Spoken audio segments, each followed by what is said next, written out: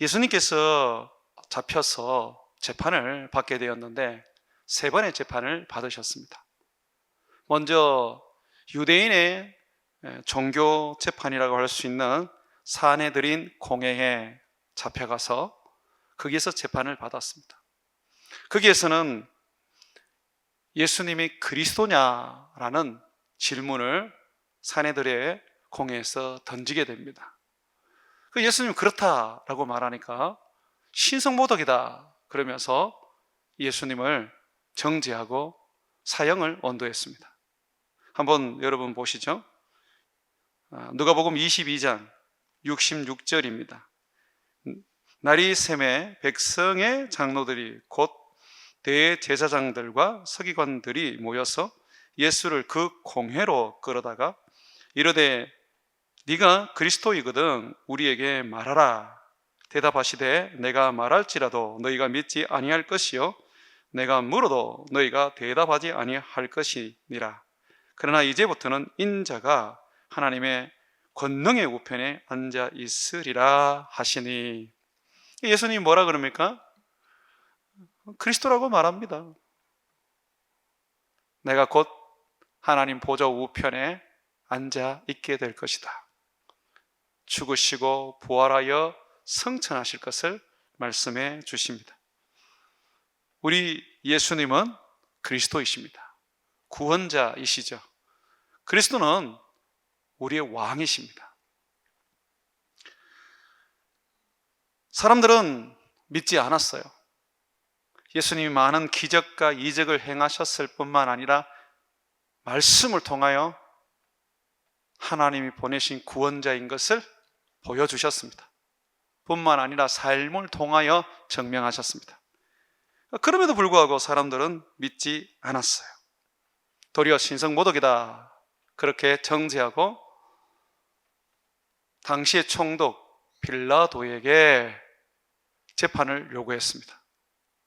왜냐하면 산헤드린 공회는 사형을 언도할 수는 있지만 집행을 할 수가 없었어요. 그래서 로마의 재가를 받아야만 했습니다. 그러면 로마의 총독이 다시 재판을 하게 됩니다. 총독이 재판을 하게 되는데 총독이 동일한 질문을 합니다. 23장 1절 2절 한번 보십시오. 무리가 다 일어나 예수를 빌라도에게 끌고 가서 고발하여 이르되 우리가 이 사람을 보매 우리 백성을 미혹하고 가이사에게 세금 바치는 것을 금하며 자칭 왕 그리스도라 하더이다 하니, 예수님을 그리스도라고 고발합니다. 자기들의 왕이라고 고발합니다. 그러면서 이 말에는 뭐가 담겨 있습니까? 우리들의 왕은 가이사다, 로마의 황제다, 그렇게 말을 하죠. 자기 스스로 사탄이 왕이라고 말하는 겁니다. 자, 그래서 빌라도가 예수님께 묻습니다. 재판을 해요. 3절 한번 같이 읽습니다. 시작. 빌라도가 예수께 물어 이르되 네가 유대인의 왕이냐? 대답하여 이르시되 내 말이 옳도다. 여러분 보십시오. 지금 산헤드린 공회에서 예수님을 유대인의 왕이라고 자칭 그렇게 말한다. 우리들을 미혹하여 그리스도라고 말한다. 고발을 했어요. 그래서 빌라도가 재판을 하면서 정말 당신이 그렇게 말했냐 하고 예수님께 물으니까 예수님이 맞다 그렇게 시인을 합니다. 그러면 재판 끝난 거잖아요. 그죠? 재판 끝난 거잖아요. 고소한 내용이 성립이 되는 거죠. 그런데 빌라도가 뭐라고 말하느냐면 죄가 없다고 그렇게 판결을 합니다. 13절 보십시오. 빌라도가 대제사장들과 관리들과 백성을 불러 모으고 이르되 너희가 이 사람이 백성을 미혹하는 자라, 이 그리스도란 말입니다. 하여 내게 끌고 왔도다. 보라, 내가 너희 앞에서 신문하였으되, 은밀하게 신문한 게 아니라 공개적인 법정에서 사람들이 보는 앞에서 신문을 했습니다. 너희가 고발하는 일에 대하여 이 사람에게서 죄를 찾지 못하였고 라고 말합니다. 그럼 무슨 말입니까? 이 사람이 유대인의 왕 맞다라고 지금 말하는 겁니다. 이 사람은 지금 거짓말하지 않는다. 미혹했다고? 미혹한 게 아니다. 그리스도다 라고 말하는 겁니다. 헤롯이 이 빌라도가 어떻게 그렇게 말할 수 있습니까? 빌라도는 유대 종교에 가입된 사람이 아니에요. 이 사람은 로마 사람입니다. 이 사람이 예수님이 한 말, 그리고 사람들의 고소를 토대로 했을 때 예수님이 유대인의 왕 맞고 그리스도 맞은 겁니다. 그래서 이 빌라도가 예수님이 십자가에 못 박힐 때 거기다 죄패를 하나 썼죠. 뭐라고 적었습니까? 유대인의 왕이라고 적었습니다. 대제사장들이 저거 좀 바꿔주십시오, 저거 빼주십시오 그랬을 때 빌라도가 뭐라 그랬습니까? 아니다, 나는 그렇게 할 수 없다, 나는 사실 그대로를 적었다 라고 말하거든요. 야, 놀랍게도 이 빌라도의 법정에서는 예수님이 사람들을 미혹시킨 이 존재가 아니라는 것을 판명받았습니다. 예수님은 정말 그리스도고 유대인의 왕임을 증명을 받은 것입니다. 자, 뿐만 아니라 보시면 재판이 하나 더 있었는데 바로 헤롯이 재판을 했습니다. 왜 헤롯이 재판을 했느냐면 당시의 갈릴리 지역은 헤롯이 통치하고 있었습니다. 그러니까 빌라도 총독은 권한이 없었어요. 그러다 보니까 이제 헤롯에게 보내어서, 마침 헤롯이 예루살렘에 와 있었거든요. 보내어서 당신이 재판해라 하고 했던 겁니다. 그랬더니 헤롯도 인정을 하는 겁니다. 그러니까 이 사람이 유대인의 왕이고 그리고 그리스도 맞다, 죄가 없다 라고 그렇게 말합니다. 한번 여러분 보십시오. 어디를 보시느냐 하면 이렇게 말하고 있습니다. 15절 우리 같이 읽습니다. 시작. 헤롯이 또한 그렇게 하여 그를 우리에게 도로 보내었도다. 보라, 그가 행한 일에는 죽일 일이 없느니라. 헤롯도 똑같은 이야기를 하는 거예요. 유대인이 왕 맞다, 그리스도다.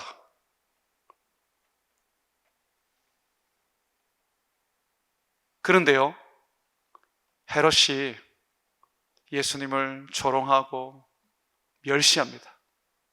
왜냐하면 유대인들이 그렇게도 기다리던 유대의 왕이고 그리스도인데 유대인들에게 고소를 당하고 배척을 당합니다. 정말 형편없는 왕이죠. 그래서 이 헤롯이 예수님에게 왕복을 하나 입혀서 빌라도에게 보내는데 그게 바로 조롱입니다. 조롱. 자, 여러분, 우리 이 부분을 다시 한번 점검하고 가겠습니다. 예수님은 헤롯이나 빌라도에 의하여 분명히 유대인의 왕이요 그리스도라는 것을 판결받았습니다. 그러면서 뭐라고 얘기했느냐면 죄가 없다라고 말했습니다. 그래서 이 빌라도가 예수님을 풀어주려고 예수님을 고소한 대제사장과 서기관들, 그리고 백성들의 장로들, 그리고 백성들 앞에서 3번이나 이 사람 풀어주겠다라고 말을 합니다. 그랬더니 막 극구 반대하고 막 밀란이 일어날 정도로 난리가 난 겁니다. 그래서 결국은 이 빌라도가 무죄한데 예수님이 죄가 없는데 죽이도록 넘겨줍니다. 여기 누가복음에는 없지만 다른 복음서에 보게 되면 빌라도가 대야에 물을 떠서 가져오라고 한 후에 거기에 손을 씻고 나는 이 사람에 대한 그 피, 이 무죄한 자의 피에 대해서 나는 책임지지 않겠다. 너희들이 다 받아라. 그렇게 했습니다.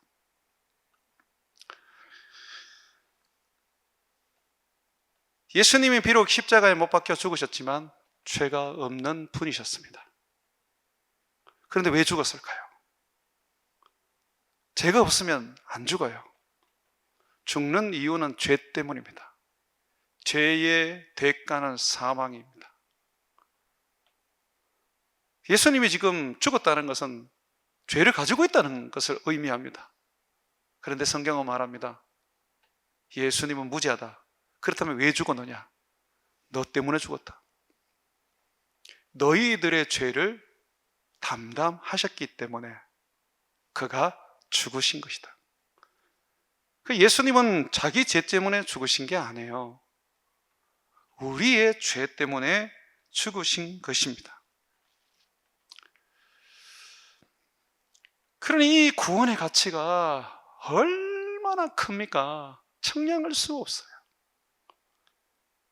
죄가 없는 예수님, 그 악한 헤롯과 빌라도조차도 무죄하다고 판결할 정도로 그렇게 죄에 대하여 깨끗하신 예수님인데도 그는 죽으셨습니다. 우리 때문에 죽으신 것이죠. 성경은 우리의 그리스도는 우리를 위하여 죽어야 한다고 가르치고 있습니다. 그런데 그 죽어야 할 그리스도는 반드시 무죄해야 한다는 것을 또한 전제를 합니다. 구약에 우리 죄를 대신해서 속죄할 속죄 제물을 하나님 앞에 가지고 와서 제사를 지내지 않습니까? 소를 가져오든 양을 가지고 오든 비둘기를 가지고 오든 속죄 제물을 가지고 옵니다. 내 죄를 대신해서 죽을 속죄 제물 하나님 앞에 가지고 오는데 그때 조건이 있습니다. 흠이 없고 점이 없어야 됩니다. 다시 말해서 무죄해야 한다는 거예요. 무죄하지 않으면 결코 제물로서 쓸모가 없는 것입니다. 그러면 여러분, 이 세상에 있는 사람들 중에 우리 죄를 속죄할 수 있는 존재가 있을까요? 없어요. 이순신 장군이라고 해도 세종대왕이라고 해도 안 됩니다.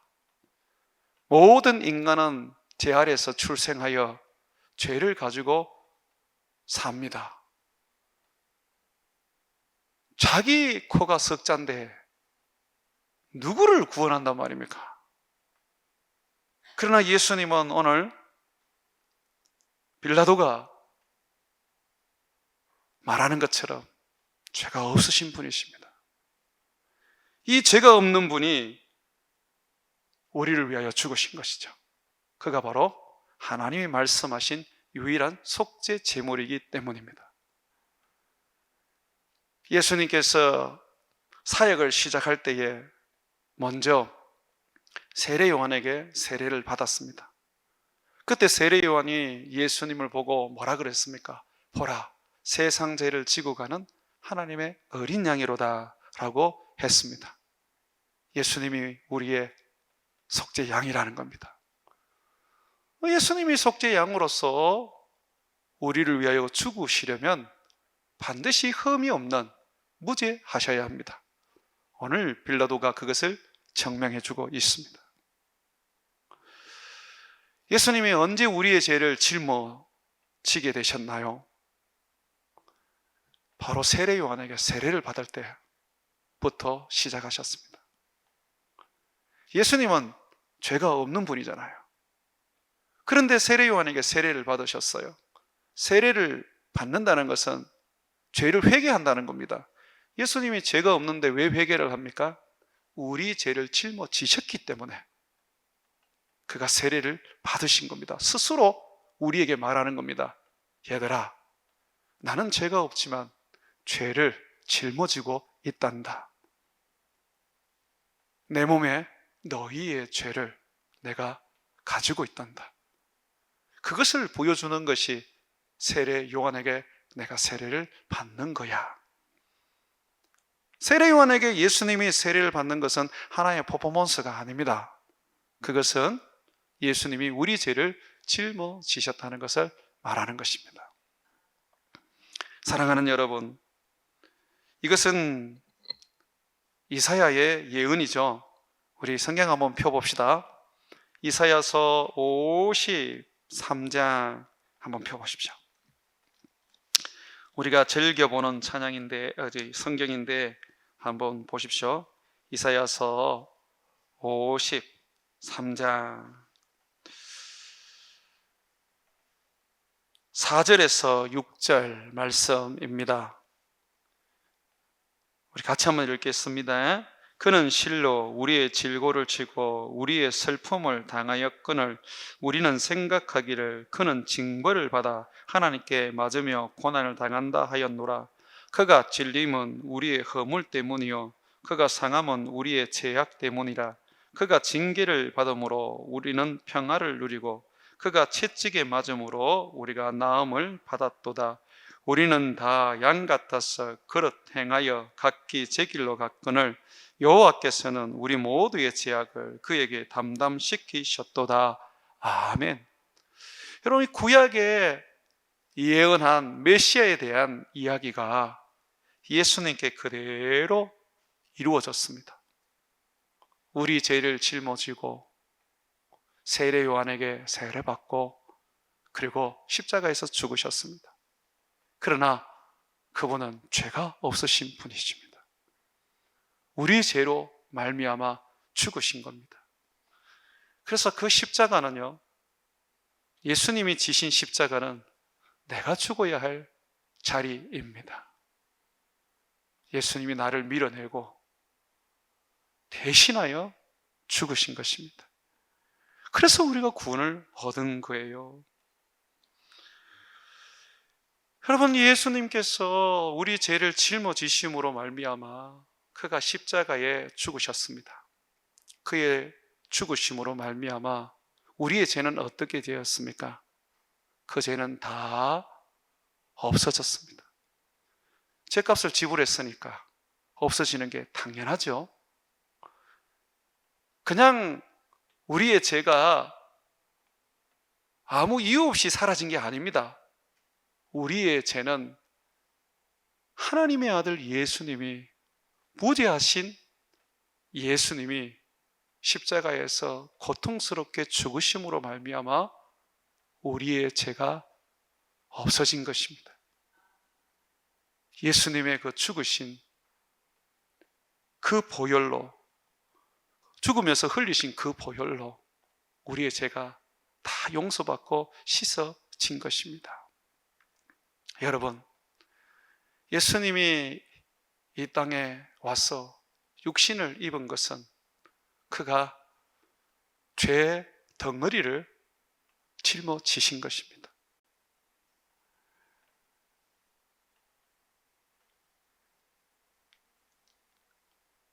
고린도후서 5장 21절에 보게 되면 하나님이 죄를 알지도 못하는 분을 우리 대신하여 죄로 삼으신 것을 우리로 하여금 그 안에서 하나님의 의가 되게 하려 하심이라고 말하고 있습니다. 죄를 알지도 못하는 예수님을 뭐로 삼았다 그럽니까? 죄로 삼았다는 거예요.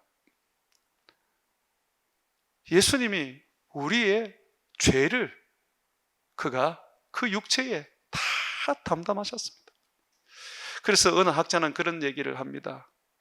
예수님이 지신 십자가는 어느 누구도 질 수가 없다.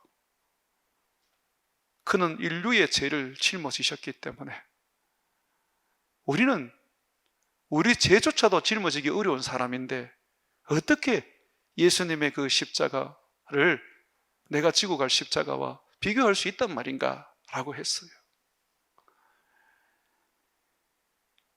하나님은 예수님을 죄로 삼아버렸습니다. 예수님은 죄가 아니었어요. 의였습니다. 절대적인 의였습니다. 절대적인 선이었습니다. 그런데 하루 한순간에 그가 인간의 몸을 입음으로 죄가 되어버리신 거예요. 어떻게 그렇게 될 수 있습니까?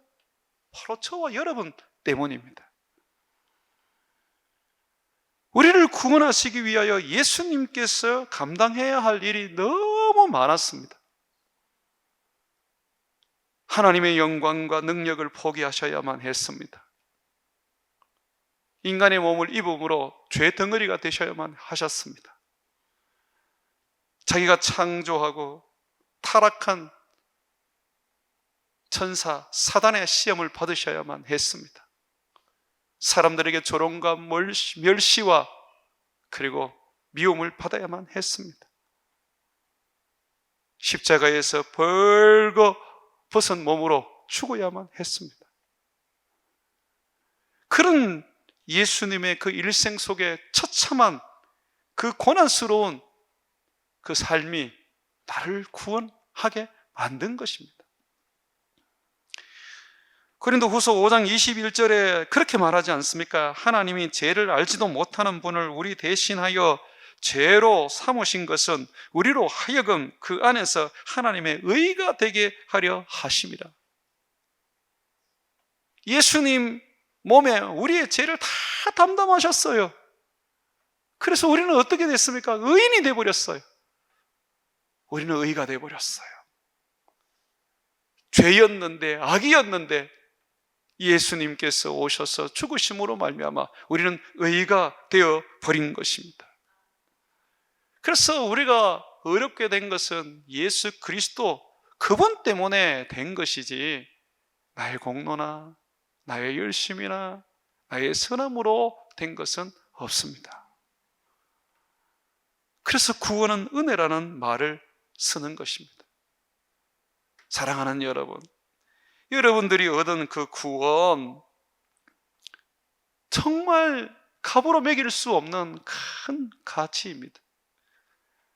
그런데 그것을 너무 쉽게 생각하고 그것을 너무 가볍게 여김으로 인하여 결국 그 구원을 잃어버리기도 합니다.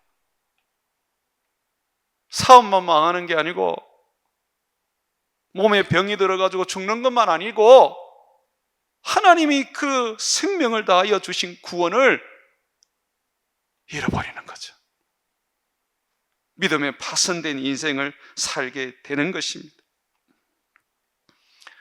예수님이 죽으신 것은 그 몸의 죄를 담당하시고 우리를 위하여 십자가에서 죽으신 것은 우리가 하나님의 의가 되게 하기 위함 뿐만 아니라 성령으로 살게 하려고 예수님은 십자가에서 우리 죄를 짊어지고 죽었습니다. 예수님이 죽었다는 것은 바로 나도 함께 죽었다는 것을 의미합니다. 세례가 뭐예요? 예수님과 함께 죽고 예수님과 함께 살아난 것을 우리가 믿는 거죠. 예수 죽음 내 죽음, 예수 부활 내 부활, 예수 성천 내 성천입니다. 예수님이 내 죄 짊어지고 죽었을 때 나도 죽은 것입니다. 그래서 우리는 이제 새로운 피조물이 되어서 의로운 자라 일컬음을 받는 하나님의 자녀가 되어서 성령으로 살게 하기 위한 것입니다. 한번 성경을 보시죠. 로마서 8장 3절과 4절 말씀입니다. 예수님께서, 무죄하신 예수님께서, 아무런 죄가 없는 예수님께서 왜 죽어야 하느냐? 우리를 의롭게 만들기 위함 뿐만 아니라 우리로 하여금 성령으로 살게 하기 위한 것입니다. 3절 4절 같이 읽습니다. 율법이 육신으로 말미암아 연약하여 할 수 없는 그것을 하나님은 하시나니 곧 죄로 말미암아 자기 아들의 죄 있는 육신의 모양으로 보내어 육신의 죄를 정하사, 여기 보십시오. 예수님께서 육신으로 오셔서 그 육신의 죄를 정했다, 우리 죄를 담당하셨다라고 말합니다. 그러면 왜 그렇게 예수님은 우리 죄를 짊어지셔야만 하느냐? 4절 같이 읽습니다. 육신을 따르지 않고 그 영을 따라 행하는 우리에게 율법의 요구가 이루어지게 하려 하심이니라. 여기 보면 영을 따라 살게 하려고 예수님은 우리 죄를 짊어지고 죽으셨다고 말하고 있습니다. 여러분, 우리는 예수님의 죽으심으로 말미암아 성령을 받은 사람들입니다.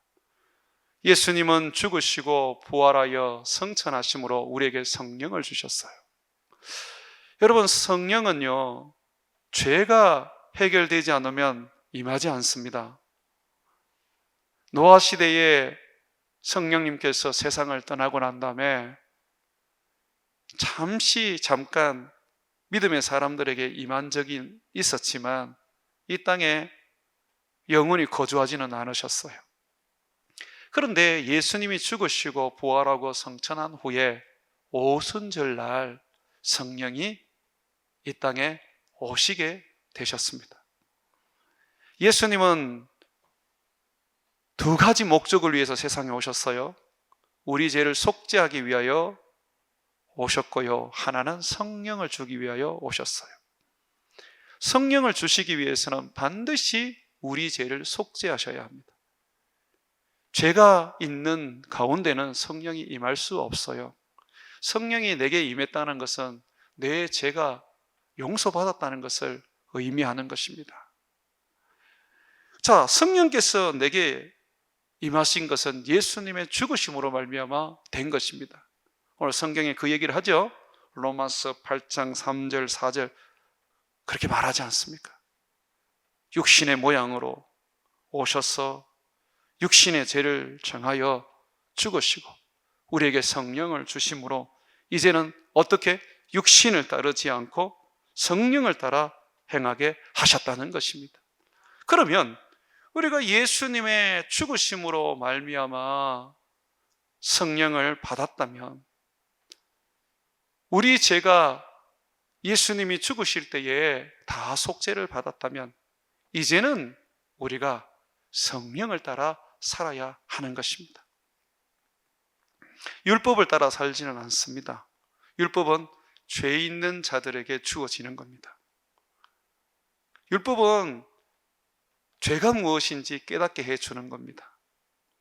죄를 못 짓게 해서 엄하게 심판하기 위한 것입니다. 그러나 우리가 죄 문제를 예수님의 죽으심으로 해결했기 때문에 이제는 죄에 대하여 우리가 관여할 것이 아니라 성령을 쫓아 행함으로써 우리는 죄를 짓지 않는 자가 되어버립니다. 다시 한번 보십시오. 4절에 육신을 따르지 않고 그 영을 따라 행하는 우리에게 율법의 요구가 이루어지게 하려 하심이라. 여기 보세요. 율법의 요구가 뭐예요? 거룩하게 사는 거잖아요. 율법의 요구가 뭐예요? 사랑하라 하는 그 계명을 지키는 거잖아요. 어떻게 할 수 있습니까? 성령을 따라 살면 된다는 겁니다. 그래서 우리에게 성령을 주셔서 성령을 따라 살도록 하신 것입니다. 만약에 우리가 성령을 받지 못했다면 그 사람은 거듭난 사람이 아닙니다. 죄사함 받은 사람이 아닙니다. 구원 얻은 사람이 아니에요. 내가 성령을 받았다는 것은 바로 죄사함을 받았다는 것을 말하는 겁니다. 거듭났다는 것을 말하는 겁니다. 그러면 이제 죄사함을 받고 거듭났다면, 내 죄가 십자가에 못 박혀 죽었다면, 내 육신의 그 삶이 십자가와 함께 죽었다면 우리는 이제 성령을 따라 살아야 하는 거예요. 그것이 무죄하신 예수님께서 십자가에서 죽으신 이유입니다. 많은 사람들이 예수님이 십자가에 죽음으로써 내가 의롭게 되었다라는 것은 다 알고 믿습니다. 그런데 또 하나, 우리에게 성령을 주셔서 의롭다 할 뿐만 아니라 성령을 따라 살아야 된다는 것에 대해서는 모르거나 알아도 이것을 생각하지 않습니다. 성령을 따라 살지 않으면 거룩하게 살 수가 없어요. 성령을 따라 살지 않으면 결국 성령을 근심하게 만들고 나중에는 성령의 불을 꺼뜨려서 성령을 배반하게 됩니다. 그래서 예수님께서 너희가 성령을 회방하는 죄를 지으면 안 된다 그러셨어요. 성령 회방죄가요, 사함을 받지를 못해요. 예수님의 말을 거역해도 용서가 되는데 성령을 거역하면 용서가 안 돼요. 히브리서 6장을 한번 펴보십시오. 히브리서 6장입니다.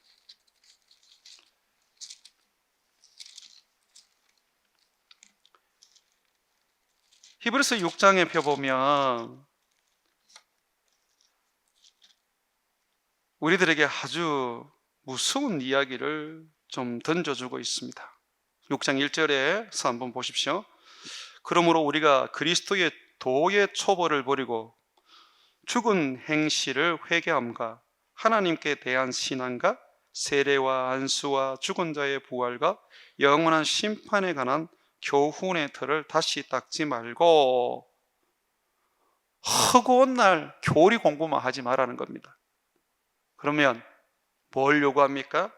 완전한 대로 나아갈지니라. 완전한 자녀의 삶, 제자의 모습을 가져라고 말하고 있습니다. 한국이 교리를 몰라서 하나님을 떠나는 게 아닙니다. 삶이 없어서 결국 주님을 떠나게 됩니다. 3절 한번 보십시오.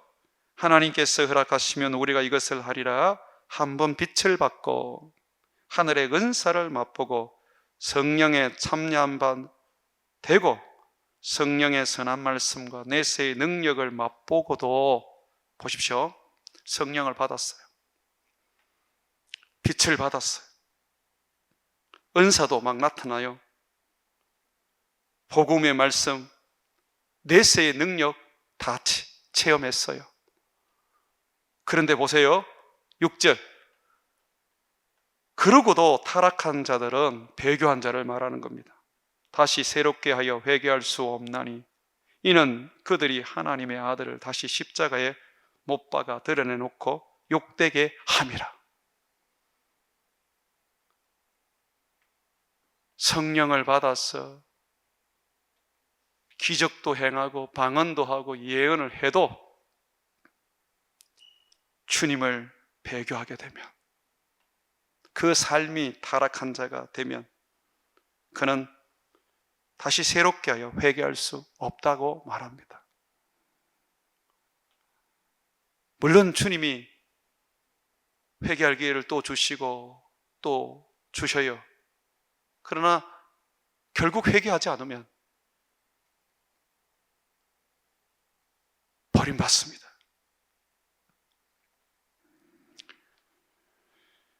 그래서 그 부분을 하나의 예화로, 비유로 설명을 합니다. 7절, 8절 한번 보세요.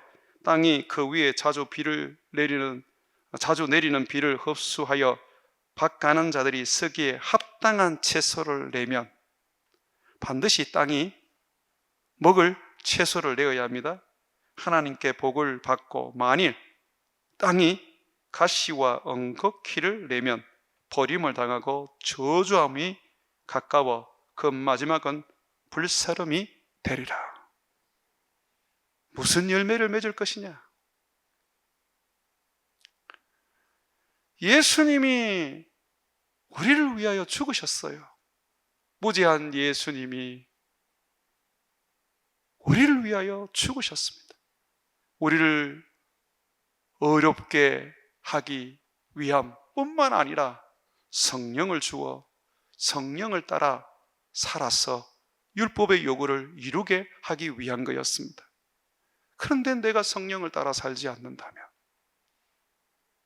내가 성령을 따라서 완전한, 온전한 제자로 하나님의 자녀로 살지 않는다면 그 사람은 결국 자기 삶에 가시를 낼 뿐이고 엉겁기를 낼 뿐입니다. 주님이 버리십니다. 불태워 버리세요. 예수님이 입이 무성한 무화과 나무를 저주하셨어요. 열매가 없으면 예수님은 버리십니다. 사랑하는 여러분, 예수님의 그 죽으심의 가치, 죽으심으로 우리에게 주신 그 구원의 가치가 얼마나 피비린내 나는 그 값입니까? 그렇다면 우리가 우리 구원을 소중하게 여기고 두렵고 떨림으로써 구원을 온전히 이루어야죠. 부활의 그날까지, 부활을 입을 때까지 우리의 구원을 온전히 이루어야 합니다. 나는 배교하지 않아. 내가 잠시 죄를 짓지만 나는 금방 회개하고 돌이킬 수 있어. 그렇게 가신하지 마십시오.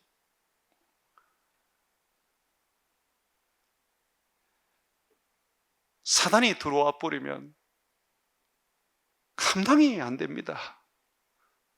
왜 수많은 사람들이 예수를 믿는데 이단에 빠지고 악을 행하고 온갖 죄를 짓습니까? 나도 그럴 수 있단 말이죠. 그러니까 우리는 항상 예수의 죽으심을 기억하고 성령을 힘입어 살려고 발버둥 쳐야 합니다. 성령으로 사셔서 열매를 맺어야 됩니다. 그래서 갈라디아서 우리 5장 마지막으로 한번 펴보겠습니다. 이거는 맺어도 되고 안 맺어도 되는 게 아니라 반드시 맺어야 합니다.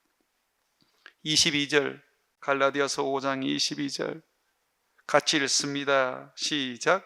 오직 성령의 열매는 사랑과 희락과 화평과 오래 참음과 자비와 양성과 충성과 온유와 절제니 이 같은 것을 금지할 법은 없느니라. 그리고 또 보십시오. 그리스도 예수의 사람들은 육체와 함께 그 정욕과 탐심을 십자가에 못 박았느니라. 정욕대로 살아서는 안 되고 탐심대로 살아서도 안 되고 육체대로 살아서도 안 됩니다. 반드시 우리는 성령으로 살아서 성령의 열매를 맺어야 합니다. 천천의 수양과 만만의 기름을 가지고 오고 솔로몬처럼 금은 보화로 성전을 짓고 온갖 금으로 성전을 치장해도 성령의 열매를 맺지 못하면 그 사람의 구원은 보장할 수가 없습니다. 사랑하는 여러분, 예수님이 여러분을 위하여 죽으셨습니다. 구원은 청량할 수 없는 가치를 가지고 있습니다. 그렇다면 우리가 이 구원을 빼앗기지 않고 사단이 주워가지 못하도록 성령으로 살아서 성령의 열매를 맺는 성령의 삶을 살아가야 하는 것입니다. 잊지 마십시오. 예수님이 죽으신 것은 성령으로 살아라고 죽으신 겁니다. 성령으로 살아야 율법의 요구를 이룰 수 있습니다. 율법의 요구를 이루지 못하면 그 사람은 여전히 율법 아래에서 살아가는 자와 다를 바 없는 것입니다. 성령을 소멸하지 마십시오. 성령의 충만함을 입고 성령을 힘입어 성령의 음성을 따라서 성령이 명령하는 대로 살아가는 저와 여러분 되시기를 주의 이름으로 축원을 드립니다.